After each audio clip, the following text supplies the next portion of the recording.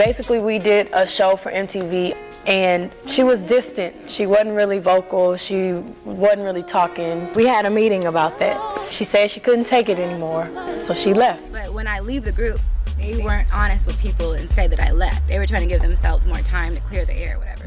Ever dreamt of making it big, standing in the spotlight, and living the glamorous life of a superstar?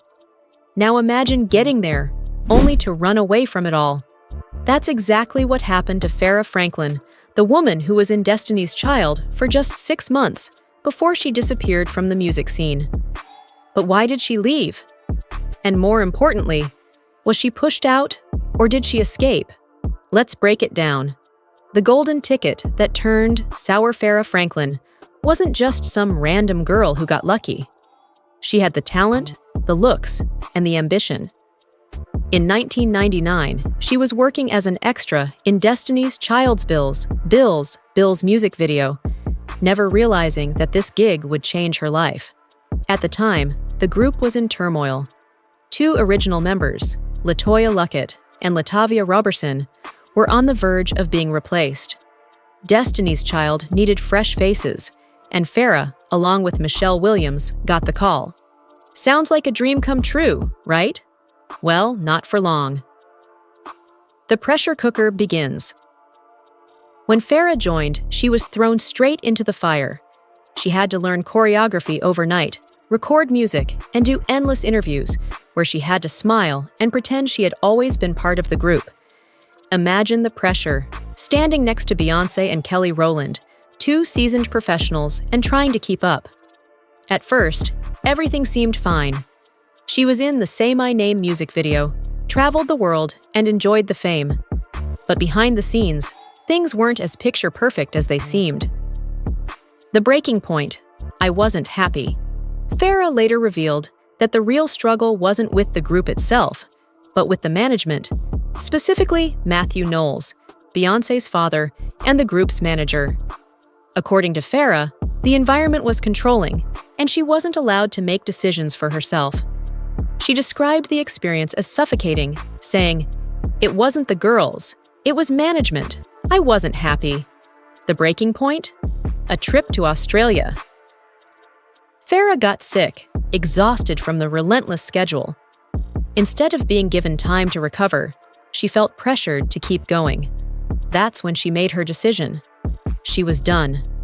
The official story versus Farrah's truth. When the news broke that Farrah was no longer in the group, Destiny's Child's official statement said she had been let go for missing performances. But Farrah fired back, saying that was a lie. She insisted she had never missed a show and had walked away on her own terms. So, who was telling the truth? The answer probably lies somewhere in between. Maybe Farrah did miss some events, but maybe the real issue was that she wasn't willing to put up with the industry's harsh realities. Either way, she left, and Destiny's Child moved forward without her. Life after Destiny's Child, most people expected Farrah to launch a solo career after her departure from Destiny's Child. But things didn't quite unfold the way everyone anticipated. While she did dabble in acting and music, her efforts never quite reached the monumental level of success that Destiny's Child had enjoyed during their peak years. She made several attempts to break into the industry on her own, but her solo projects didn't garner the same level of attention or fanfare. Over the years, Farrah made headlines for a variety of reasons, some more personal than professional. She faced legal troubles that led to public scrutiny, and her interviews often hinted at a deeper, more complex side of the entertainment industry that many weren't aware of.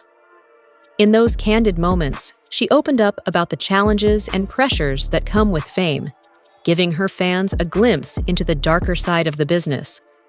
There were also moments when Farrah tried to make a comeback, but despite her determination, none of her attempts were able to recreate the same success she had experienced as part of Destiny's Child. Still, she remained resilient and tried to find new ways to re-enter the industry, though her efforts were often met with mixed results. But despite everything that happened, Farrah never regretted leaving Destiny's Child. She has always emphasized that she valued her peace of mind far more than the fame and the constant pressures of being in the public eye. For her, maintaining a sense of personal well-being was more important than the glitz and glamour of the music industry. In hindsight, she believed that leaving the group was the right decision for her, even if it didn't lead to the fame or fortune that many had expected. A run for freedom or a missed opportunity?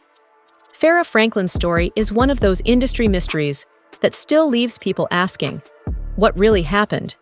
Was she treated unfairly? Did she walk away from the opportunity of a lifetime? Or did she actually save herself from something darker?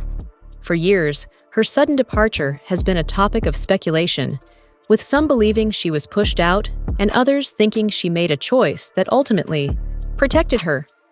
The music industry is full of success stories, but it's also filled with cautionary tales. Stories of artists who stayed too long, who lost themselves in the pursuit of fame, or who were chewed up and spit out by the very machine that once embraced them. No matter the truth, one thing is clear. Sometimes running away isn't a sign of weakness. It's a sign of knowing your worth, refusing to be controlled, and choosing yourself when the world is telling you otherwise.